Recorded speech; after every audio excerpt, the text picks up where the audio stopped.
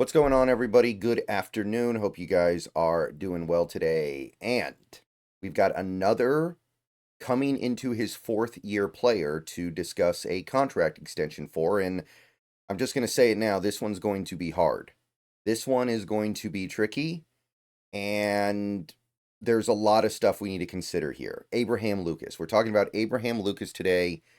This one, it's hard to find good comparisons for, and it's hard to find a number that you as a fan can really feel comfortable with. Realistically, there might be nothing you can do that is all that comfortable with Abe Lucas right now. It's a complicated thing. He's a good player when he's out there, but he hasn't been out there that much. He has shown that he has a very positive effect on this offense when he's out there versus anybody else we have.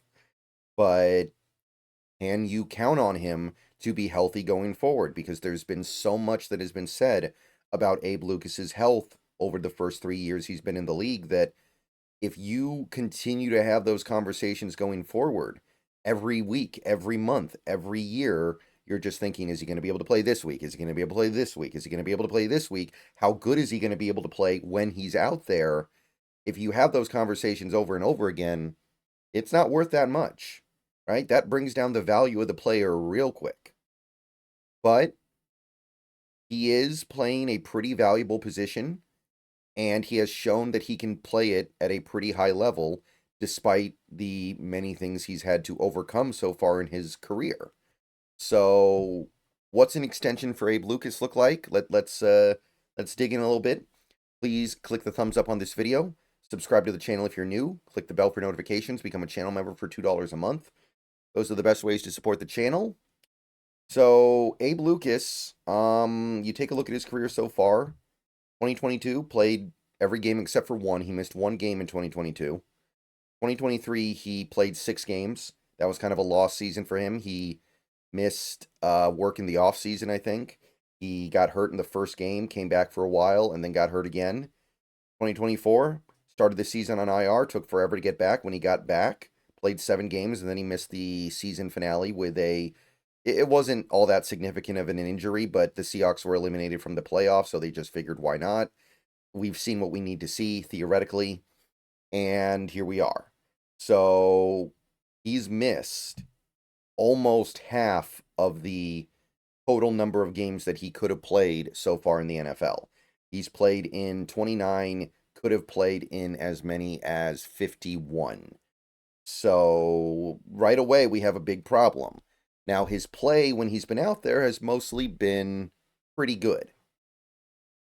Giving him a lot of grace for the fact that some of these games he's been working his way back from serious injuries, giving him a lot of grace for the fact that he's had to work with, like this most recent season, Ryan Grubb's offense, where you're never going to look great as an offensive lineman because Grubb puts so much pressure on his offensive linemen to do well. Overall grade is about a 62 for last year, which is about average for tackles, right? It's right on the line of about average, which I'm good with. I'm totally good with that. I'm not judging him harshly on that. He was coming back from a major injury, and that hampered him for the first couple games, and then he's dealing with Ryan Grubb's offense. I give him a lot of grace here. You go to last year, this was just kind of a lost season for him. Came back, worked his way through the injury, and just when maybe he was starting to get back on his feet, he got hurt again. So it was bad. It was bad. You can see that he was well below average, 53.1 grade, but again, I'm just not holding this season against him all that much when he didn't even play 300 snaps. His best year remains his rookie season when he was actually healthy, and he played at a slightly above average level. Top 50 out of 140 qualifying tackles, almost 1,000 snaps. So it's good, right? I mean, this is good. This is something that you're holding on to when you're looking at Abe Lucas. But you can't pay him based off of this. The last 2 years have happened. But you can't pay him based off this either. And I don't even really know if you can pay him off of this. You're going to have to find some place kind of in the middle here where you acknowledge that, yes, he's a talented player with the ability to be a very good right tackle in this league.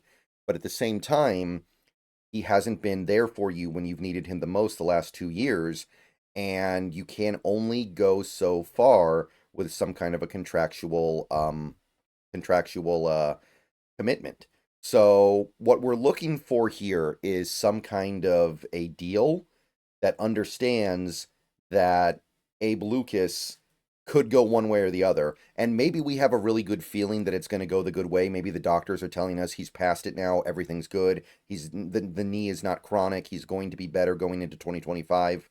Like maybe we have a really good feeling about it, but we can't bet everything on that good feeling. So because of that, this is going to be hard to find a good comp for. It just is going to be tricky. So let's go to the list of NFL contracts sorted by tackle, sorted by average annual value. And even though Spotrac sometimes fudges their list a little bit here, I'm going to sort it by right tackle only. It does a fairly good job filtering, and then we'll go from here and try to get a feel for what an extension on Abe Lucas could look like. Again, understanding that we are probably going to have to kind of come up with our own formula for how to pay Lucas.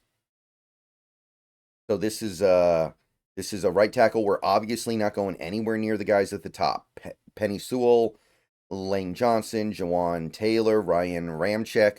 We're not going anywhere near these contracts. These guys are too good and have been too reliably good in this league. Abe Lucas can't hold a candle to any of these guys near the top. So we're going to go through these guys, going through Brian O'Neill, going through Mike McGlinchey, going through Taylor Moton. Let's start the look at Terrence Steele of the Dallas Cowboys. Terrence Steele of the Dallas Cowboys in a little bit of a similar position to where Abe Lucas is now, where Terrence Steele was a couple of years ago. This extension, 2 years old now, so it happened a couple off seasons ago, which is obviously going to affect things. But Terrence Steele, you take a look at the first 3 years of his career that got him this extension. He played in almost every game. He missed 5 games out of a possible 51. I believe he also played in a couple of playoff games during this time. So the availability was there. He also played a little bit at left tackle in 2021, which is going to help his value. And Terrence Steele was an undrafted rookie free agent. That's the other thing to keep in mind here. So that's going to bring the value down maybe a little bit. If you take a look at what he did to get paid, as a rookie, he was pretty bad. He was near the bottom of the league in PFF grades, 50.3, gave up a lot of sacks, committed a good amount of penalties as well. Not a very good player as a rookie in 2020. This was the COVID year. 2021 makes big strides, becomes about a league average tackle right around the middle point of the entire NFL at the position. The numbers get better. The number of pressures he's allowing are a little more within the confines of acceptability. So we're getting progress here. And then 2022, his breakout year, he becomes well above average. He's ranked 24th of all tackles in 2022, 74 grade overall. Misses a little bit of time, but still improves significantly as a player to the point where the Cowboys paid him right before the season started an extension of, 5 years, $82.5 million. So we're not there yet.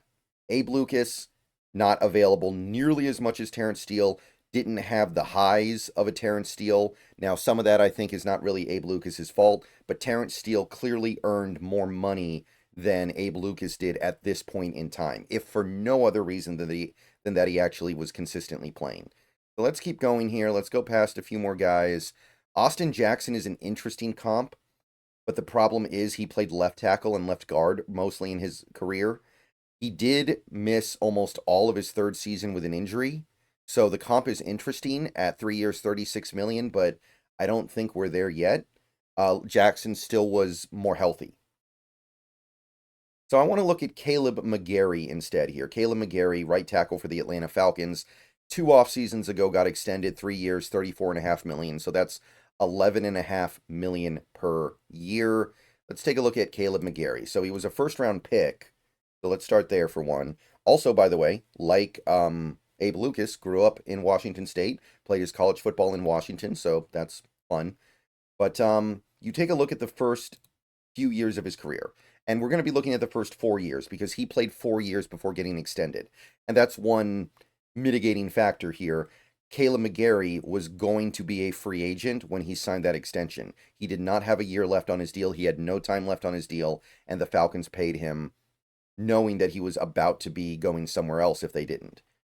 So you look at his career, he's missed a few games in those first 4 years of his career. He missed two in 2020, one in 2021. Other than that, he's been completely healthy. And you look at his career over those first 4 years of his career, he was bad as a rookie, 53 grade. Not terrible, but pretty bad. Not even in the top 100. Second year, made improvements, was slightly below average, but taking steps the right way for sure. 64.3 grade, pretty decent. The next year kind of stagnates. You can see why Atlanta didn't pick up the 5th-year option on him. 62.8, so he stagnates a little bit back to about 81st. So it looks like he's kind of a disappointment right now, right? He's a first-round pick, right tackle, and he's not even giving you average play according to PFF. And then that 4th year, the contract year, boom, he takes off. Suddenly, he's one of the best tackles in the league. 4th out of 140, plays over 1,000 snaps, 86.6 grade overall, and the Falcons are then obligated to really pay him. So we're still not there. I don't think we're there yet. Kaleb McGary, clearly more deserving of money than Abe Lucas is at this point in time. Kaleb McGary had the big breakout year right before he got paid. Kaleb McGary had the pedigree. Kaleb McGary had the availability. So we're still going. We're still looking here. And we're already dipping into some of these rookie contracts, guys like Joe Alt and Evan Neal. So I think we're kind of getting to the point now where we have to acknowledge that it's just not going to be very easy to find a comp. You have Andrew Wiley. Andrew Wiley, let's talk a little bit about this one for a second. We have a player here who was an undrafted rookie free agent, bounced around the league, and then went to the Kansas City Chiefs right as they were starting their dynasty run and was a starter for them for several years at the early part of his career. So Andrew Wiley bounced around from right guard to left guard to right guard to right tackle those 2 years finally, but it's still not a very clean comp. I don't think you can look at Andrew Wiley and say, hey, this is the template we should use for Abe Lucas. For one, when he went from Kansas City to Washington and got his extension, well, it wasn't an extension, it was a new contract. It was, 3 years, $24 million, so $8 million per.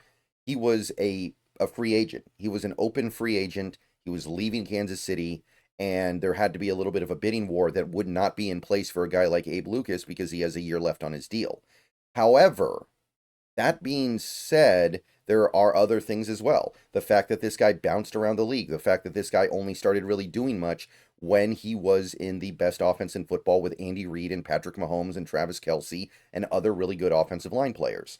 So you take a look at this, and I don't think we can go lower than this. That's for sure. I don't think there's any way you can go lower than this. This guy mostly played guard. He missed a handful of games as well.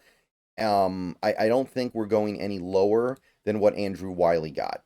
And he got $8 million a year. So I think that's going to have to be the bottom barrier because we can't find anybody else that works, right? You keep going down. Everybody's either on a rookie deal or was older when he got the extension, right? I don't think you're going to be able to find an extension that makes sense for both sides if you keep going. So we're just going to have to treat Andrew Wiley as like the bottom and then try to find something roughly in the middle of all this. So less than Kaleb McGary, more than Andrew Wiley. I think you land in the middle there and you go something like 3 years, 30 million. And remember, he has 1 year left on his deal that you're extending. So really it's 4 years, 32 million because the last year has about 2 million left on it. So now you're cooking. Now you've got something going. So Abraham Lucas, 3 years, $30 million extension, really putting that contract that he has at about 4 years, 32. That's about 8 million per year. I know that the extension itself is a little bit different, but in practicality, that's what we're looking at. Would you do that? Would you extend Abe Lucas's deal by 3 years and 30 million? I think I'm doing it. It's a valuable position. You're buying low a little bit. If he breaks out this year and plays most of the season and plays well, you're going to pay way more next year. If he has a good year in 2025, you're probably looking at giving him more than Kaleb McGary because remember, McGary's contract extension was 2 off seasons ago. And you might be looking at giving him something like Jonah Williams money or even a Jack Conklin money. Remember, Jack Conklin signed his extension 3 years ago. So I would be cool with that. I would do 3 years, 30 million extension. Take care of it now. He gets some long-term security and we get to bet on him having a breakout 2025 without having to pay him if he achieves that breakout 2025. Let me know what you think. I'll see you guys later. Go Hawks.